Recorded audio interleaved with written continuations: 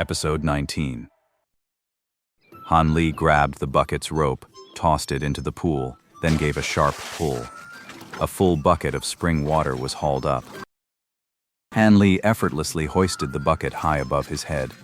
With a flick of his wrist, satisfied, a cascade of cool water poured down from his crown to the soles of his feet. Ah, that feels so good. Han Li and the other boy both let out a sigh of relief as the coolness washed over them. It was no wonder. The height of summer was upon them, and the heat was oppressive. With their shirts off, the shock of that icy mountain spring water cascading over their heads felt absolutely incredible from head to toe. Junior brother Han, you really have a knack for finding the best spots. A secluded little pool like this, and you managed to track it down. Oh, it's nothing. I found plenty of spots even harder to get to than this.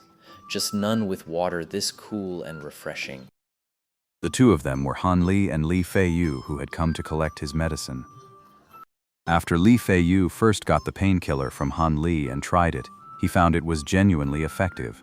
The agony of the marrow extraction pill was significantly reduced. From that point on, Li Feiyu was hooked. He couldn't endure the pain of the marrow extraction pill without Han Li's powder.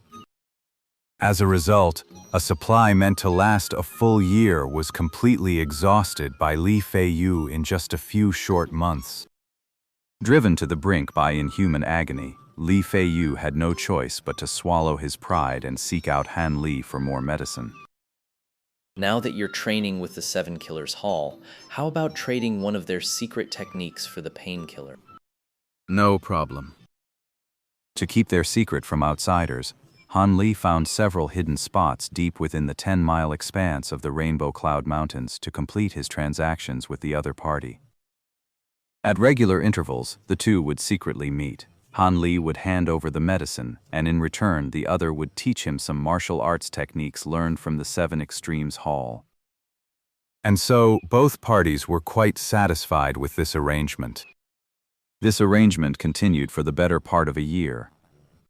And over those many months of contact, the two had unwittingly become the closest of friends, sharing everything.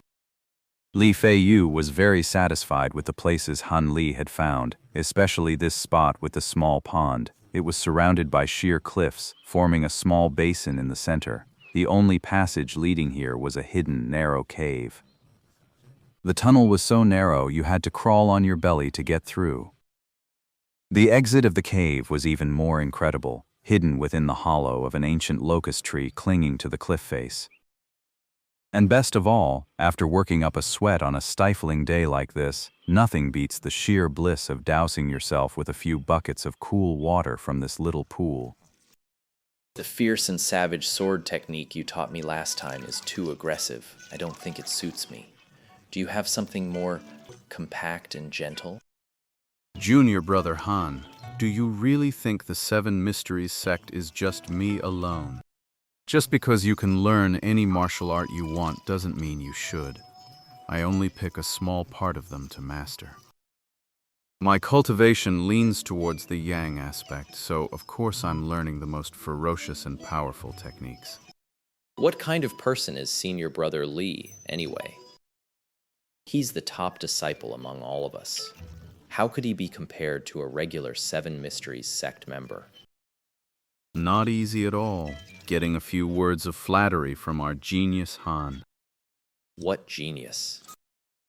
Don't I get taken down by you in just a few moves every single time? That was just me using brute force chi to break through your finesse. Nothing to brag about. Without using true chi, I'd probably be at a loss against you for 100 moves. Who fights without using their true energy? You're being far too modest, Senior Brother Li. Humble? I'm not being modest in the slightest. You've never studied martial arts before, never been in a real fight. The only thing you ever learned was that useless, worthless heart technique. Yet you grasped the essence of these moves so quickly. If you're not a genius, then what are you? By the way, that chant has no power at all. I don't know why you study it every day. Han Li gave a bitter, inward smile. You think I want to learn this? I'm in too deep now. I can't just stop. Junior Han, don't say I'm nagging. With the talent you've shown these past 6 months, just toss that useless chant aside and learn some real martial arts from me. I guarantee it, in less than 2 years you'll make a name for yourself, rise to the top, and the two of you will dominate the 7 Extreme sect. How glorious would that be? Han Li was genuinely touched.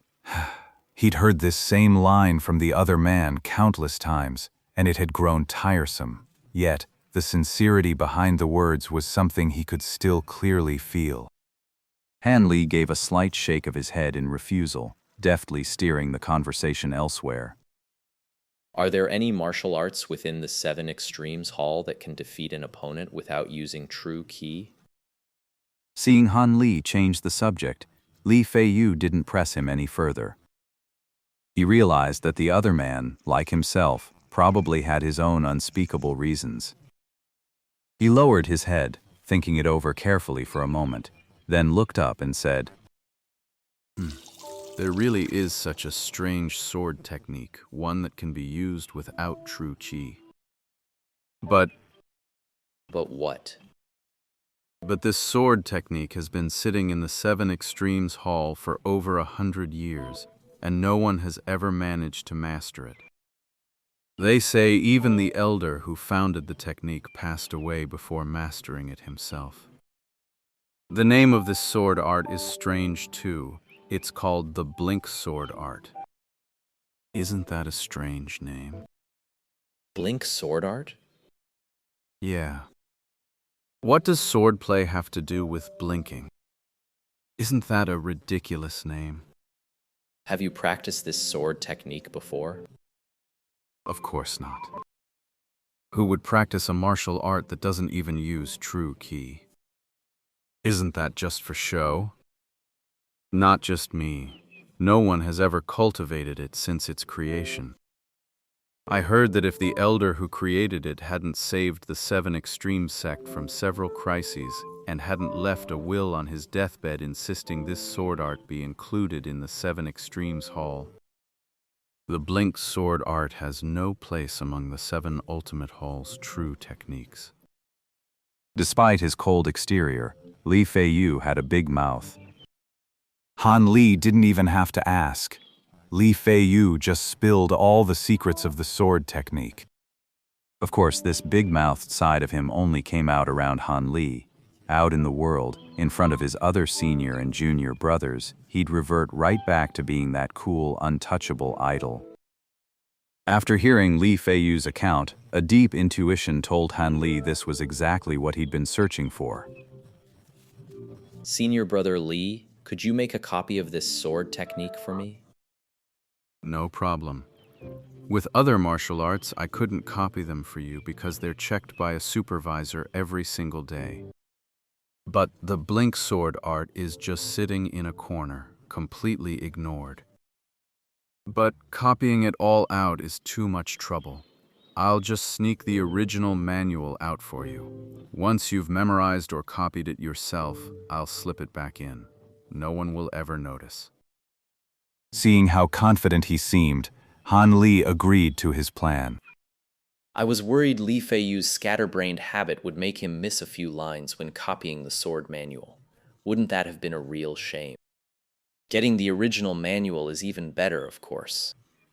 All right, it's getting late. I should head back to practice. Otherwise, the 7 Killers Hall's manager will catch me sneaking out again. Li Feiyu dried himself off, got dressed, and prepared to leave. Be careful when you take the sword manual.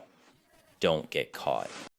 Without turning around, Li Feiyu just gave him a casual wave with the back of his hand and slowly crawled out through a nearby cave opening.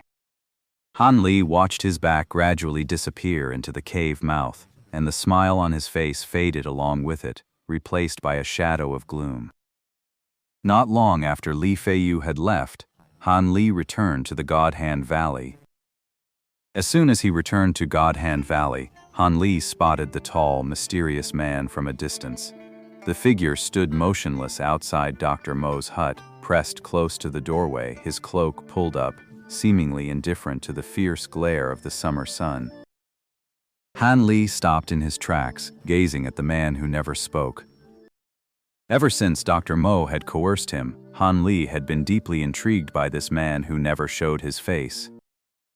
The man seemed to be a mute by nature.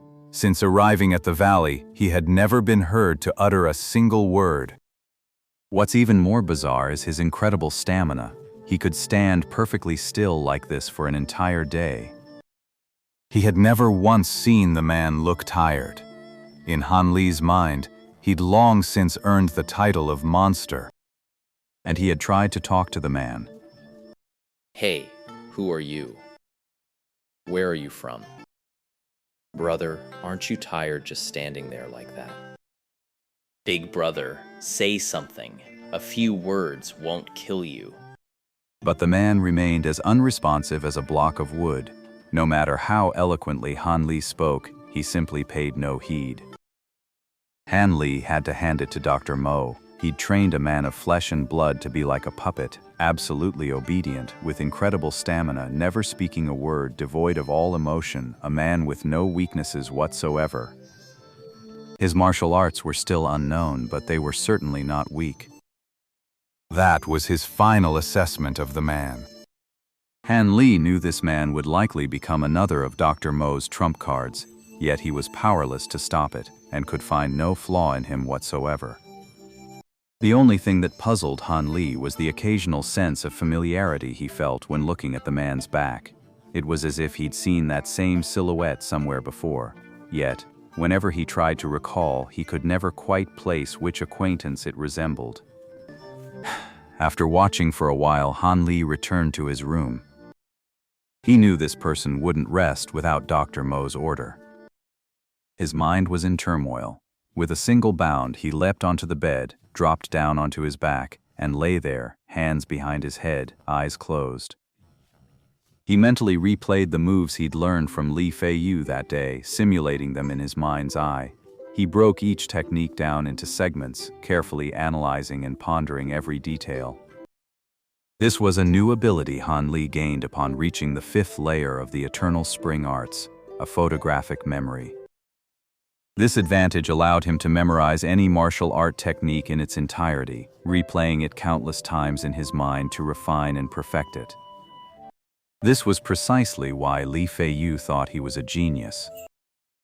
Just 2 months ago, I forced my way through the 4th layer of the Eternal Spring Arts and broke into the 5th, all thanks to the power of those 2 sacred pills. The potency of the Yellow Dragon Pill and Golden Marrow Pill was far greater than I'd ever imagined. I truly underestimated the power of those formulas. These pills truly are priceless treasures. Still, I've used up nearly half of both marrow-cleansing elixirs. What's left should just be enough to master the 6th layer of the Eternal Spring Arts. I'm genuinely looking forward to what kind of surprise the 6th layer of the Eternal Spring Arts will bring me. Enough of that. Dr. Mo's final deadline is only about half a year away now. I did learn a few moves from Li Feiyu, but without the proper internal energy to back them up, they're just superficial tricks. Flashy, but with no real power. They might work against someone who's just dabbled in martial arts, but against Dr. Mo, they'd be like tickling him. Han Li thought of this, feeling both worried and frustrated. My Eternal Spring Arts are great in every way, except they're useless in a real fight. All I'm hoping for now is that the Blink Sword Art will bring me a pleasant surprise.